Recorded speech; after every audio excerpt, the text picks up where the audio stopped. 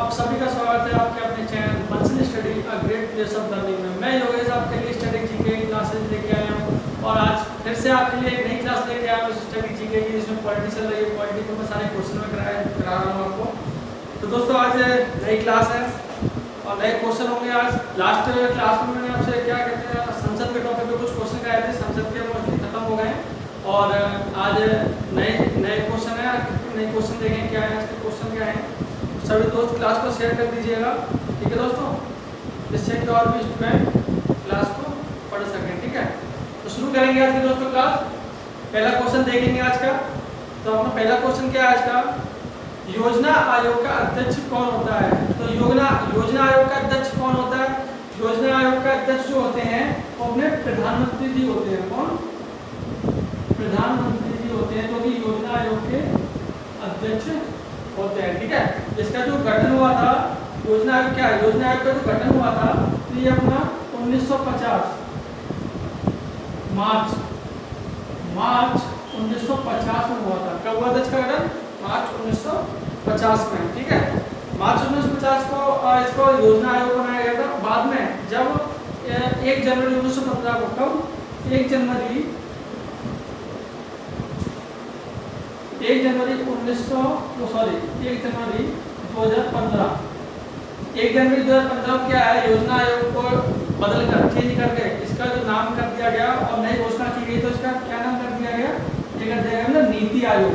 ठीक है, क्या कर दिया गया, नीति आयोग। आपसे क्वेश्चन पूछ लिया जाएगा नीति आयोग की स्थापना कब हुई या गठन कब हुआ, तो आप बता सकते हैं 1 जनवरी 2015 को जो है नीति आयोग का गठन किया गया। ठीक है, और डायरेक्ट आपको अगर योजना आयोग पूछा जाता है तो आपकी मार्च 1950 को इसका गठन किया गया था। ठीक है दोस्तों, आइए नेक्स्ट क्वेश्चन देखिए। अगला क्वेश्चन क्या अपना, अगला क्वेश्चन है प्रधानमंत्री को समकक्षों में प्रथम कहा है। तो प्रधानमंत्री को समकक्षों प्रथम कहा है, किसने कहा है? एक मोर्ले नाम के व्यक्ति हैं। कौन? मोर्ले नाम के व्यक्ति हैं जिन्होंने प्रधानमंत्री को समकक्षों में सबसे प्रथम किया है। ठीक है, इनका पूरा नाम क्या है? Lord Morley. ठीक है, लॉर्ड मोर्ले जो इनका पूरा नाम है। ठीक है दोस्तों, नेक्स्ट क्वेश्चन देखेंगे आपके डिस्प्ले पे होगा। मंत्रिमंडलीय तानाशाही का विचार किसकी देन है। तो जो मंत्रिमंडलीय तानाशाही का जो विचार है इसकी जो किसने दिया, ये दिया अपने म्यूरो ने।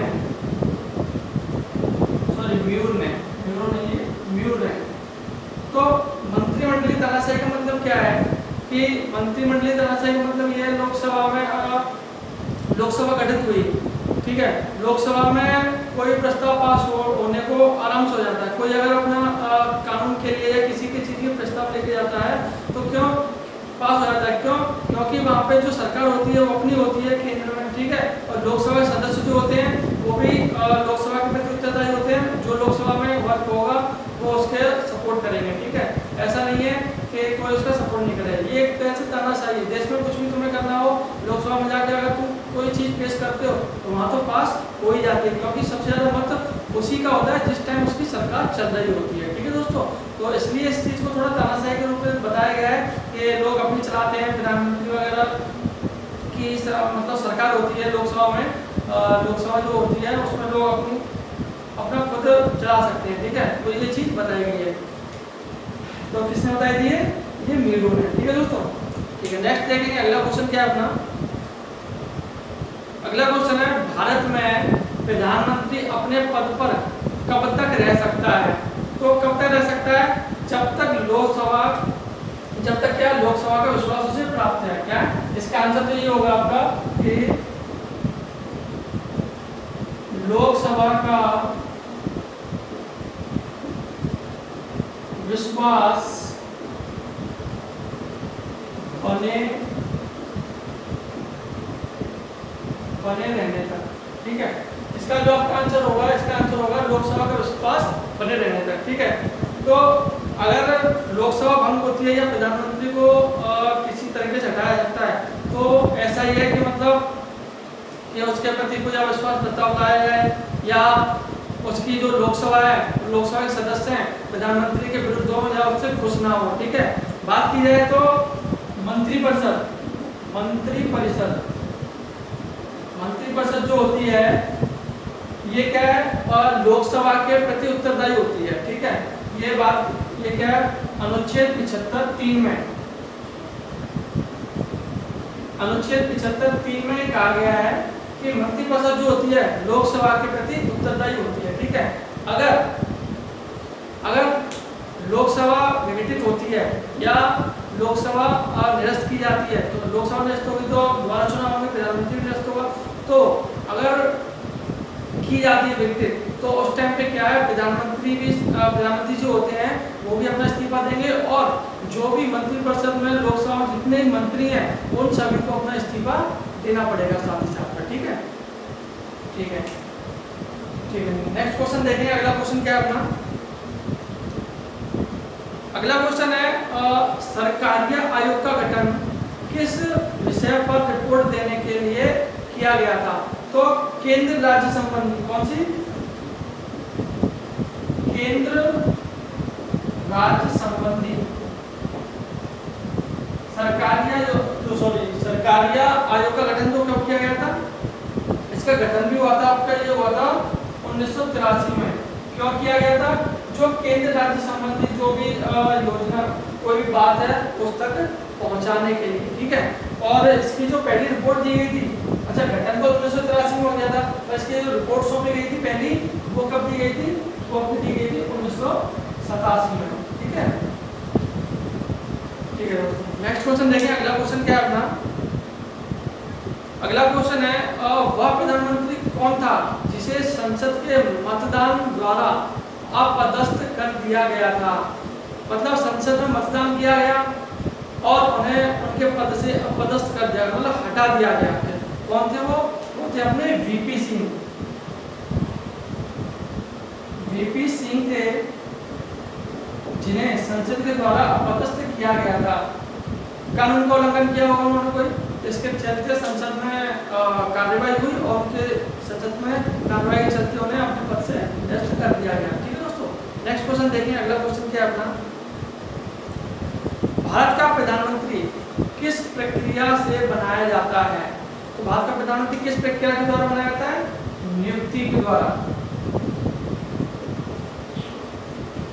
नियुक्ति के द्वारा भारत का प्रधानमंत्री बनाया जाता है। ऐसा नहीं है कि हमने वोट दे दिया लोकसभा का और हाँ भाई प्रधानमंत्री बन गया। अबे सॉरी, अरे हमें ये भी तो पता होना चाहिए कि प्रधानमंत्री के लिए पद पर कौन खड़ा हुआ है। अब जो उम्मीदवार खड़ा हुआ है प्रधानमंत्री पद के लिए, तो उसका जो सिलेक्शन होता है वो किसके द्वारा किया जाता है, वो अपने राष्ट्रपति के द्वारा किया जाता है। किसके, राष्ट्रपति के द्वारा उनका सिलेक्शन किया जाता है, ठीक है। राष्ट्रपति की मर्जी से या राष्ट्रपति की सहमति से ही लोकसभा में जो प्रधानमंत्री चुना जाता है लोकसभा चुनाव के लिए, तो राष्ट्रपति के द्वारा ही चुना जाता है, ठीक है। और बाकी के जो लोकसभा के मंत्री चुने जाते हैं, जो लोकसभा के मंत्री चुने जाते हैं बाकी के, तो वो प्रधानमंत्री की सलाह से राष्ट्रपति के द्वारा ही चुने जाते हैं। पर प्रधानमंत्री जो है अपनी लिस्ट दे देते हैं कि हाँ सर ये हमारे मंत्री हैं और ये हमारे लोकसभा मंत्री चुने जाएंगे इस बार, ठीक है। तो उनके द्वारा सलाह दी जाती है प्रधानमंत्री के द्वारा, और फिर उनकी नियुक्ति जो है राष्ट्रपति के द्वारा की जाती है। ये किस अनुच्छेद के अंतर्गत की जाती है, ये अपना होता है अनुच्छेद 75(1) के अंतर्गत। 75(1) के अंतर्गत क्या है, राष्ट्रपति जो नियुक्ति करता है, कौन करता है, वो सॉरी प्रधानमंत्री जो नियुक्ति की जाती है वो राष्ट्रपति के द्वारा की जाती है। राष्ट्रपति जो है चुनते हैं कि किसे नियुक्त करना है, ठीक है दोस्तों, ठीक है। नेक्स्ट क्वेश्चन देखें। अगला क्वेश्चन क्या है अपना, अगला क्वेश्चन है भारत के पहले उप प्रधानमंत्री कौन थे। तो भारत के पहले उप प्रधानमंत्री कौन थे, सरदार वल्लभ भाई पटेल। कौन थे, सरदार वल्लभ भाई पटेल थे अपने।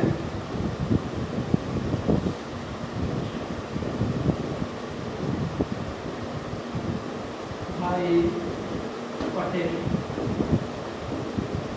कौन थे पहले उप प्रधानमंत्री अपने, सरदार वल्लभ भाई पटेल, ठीक है दोस्तों। कब से कब तक रहे थे ये, तो ये 1947 से 1950 तक। कब तक, 1947 से 1950 तक ये क्या है, उप प्रधानमंत्री के पद पर रहे थे।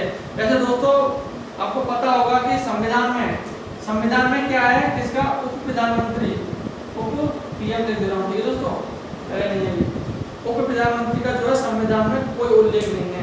ऐसा संविधान में कहीं नहीं बोला गया है कि उप प्रधानमंत्री का कोई पद होगा। ठीक है, संविधान के अनुसार उप प्रधानमंत्री का कोई पद नहीं होता है, उपराष्ट्रपति का होता है। ठीक है, अब ये मत सोचना कि प्रधानमंत्री का पद, उप प्रधानमंत्री का पद भी संविधान के अकॉर्डिंग नहीं है। संविधान में कभी कहीं पे भी उप प्रधानमंत्री के पद का उल्लेख नहीं किया गया है। ठीक है दोस्तों, हाँ नेक्स्ट क्वेश्चन क्या है अपना, नेक्स्ट क्वेश्चन देखेंगे।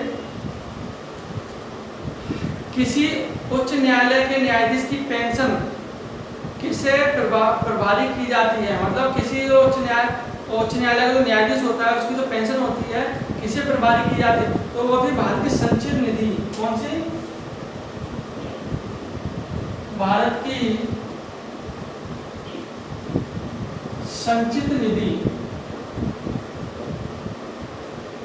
ठीक है, ये है भारत की संचित निधि। भारत की संचित निधि के द्वारा ही जो भी अपने उच्च न्यायालय के न्यायाधीश होते हैं, पीएम, राष्ट्रपति या फिर जितने भी सदस्य होते हैं लोकसभा के, राज्यसभा के जो अपने सदस्य होते हैं, इन सभी की जो पेंशन क्या है संचित निधि के द्वारा दी जाती है उन सभी को। ठीक है, संचित निधि के द्वारा ही सब लोगों को पेंशन या फिर सरकारी काम में जो भी योजनाएं मतलब चलाई जाती हैं उसके लिए पैसा खर्च करना पड़ता है, या फिर उसके लिए जो बजट पास होता है वो संसद में जाता है, संसद के द्वारा जो बजट पास किया जाता है तो उसकी जो भी रकम होती है तो वो कहाँ से ली जाती है, सभी संचित निधि के द्वारा ही ली जाती है। और उपराष्ट्रपति, राष्ट्रपति वगैरह और ये क्या कहते हैं मुख्य न्यायाधीश, उच्च न्यायालय के न्यायाधीश, सर्वोच्च न्यायालय के न्यायाधीश, जितने भी न्यायाधीश हैं उन सबकी जो पेंशन जो है संचित निधि के अकॉर्डिंग ही तय की जाती है और उसी के द्वारा उन्हें दी जाती है। ठीक है, ये एक भारतीय खजाना होता है जिसमें से सारे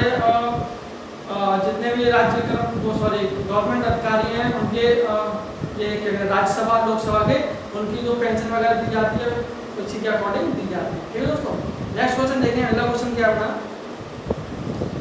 अगला क्वेश्चन है राष्ट्रीय विकास परिषद में कौन शामिल होता है। राष्ट्रीय विकास परिषद में कौन शामिल होता है, राज्य के सभी राज्यों के मुख्यमंत्री। कौन होता है शामिल, सभी राज्यों के मुख्यमंत्री किस योजना में, राष्ट्रीय विकास परिषद में। राष्ट्रीय विकास परिषद में जो है इस योजना में क्या है, इस परिषद में राज्य के जितने भी सभी राज्य जो हैं वो सबके मुख्यमंत्री इसमें शामिल होते हैं और इस परिषद में जो भी सदस्य होते हैं वो भी इसी में शामिल होते हैं। ठीक है, इस योजना का जो है परिषद का जो गठन कब किया गया था, ये 1952 में क्या है इसका गठन हुआ था। ठीक है दोस्तों, आइए नेक्स्ट देखेंगे। अगला क्वेश्चन क्या है अपना, अगला क्वेश्चन अपना राष्ट्रीय एकता परिषद मतलब NIC, राष्ट्रीय एकता परिषद का अध्यक्ष कौन होता है। राष्ट्रीय एकता परिषद का अध्यक्ष कौन होता है, ये अपने PM होते हैं, प्रधानमंत्री होते हैं राष्ट्रीय एकता परिषद के अध्यक्ष। ठीक है, और इसका जो गठन हुआ था कब किया गया था, इसका जो गठन हुआ था 1961 में जब पंडित जवाहरलाल नेहरू जी की सरकार थी उस टाइम पे इस चीज का मतलब इस परिषद का गठन किया गया था।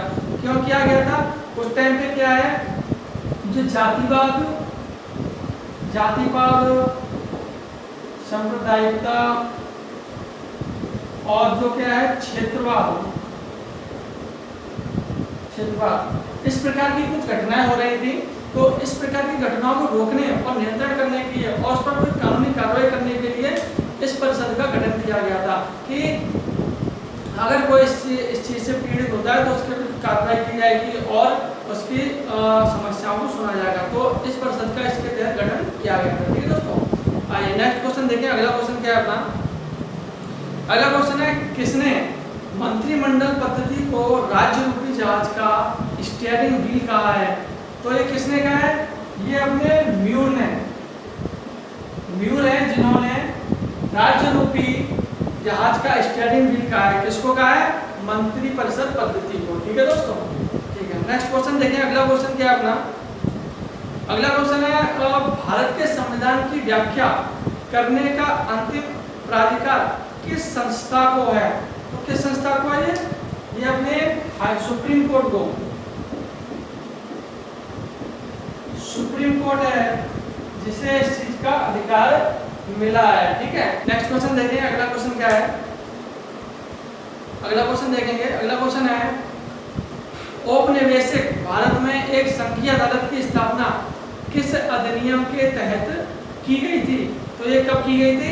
1935। इसका नाम था भारत शासन अधिनियम 1935। तो भारत शासन अधिनियम 1935 के तहत क्या है, इस एक संघीय अदालत की स्थापना की गई थी, ठीक है। और 1937 में की गई थी। इसकी स्थापना कहाँ की गई थी?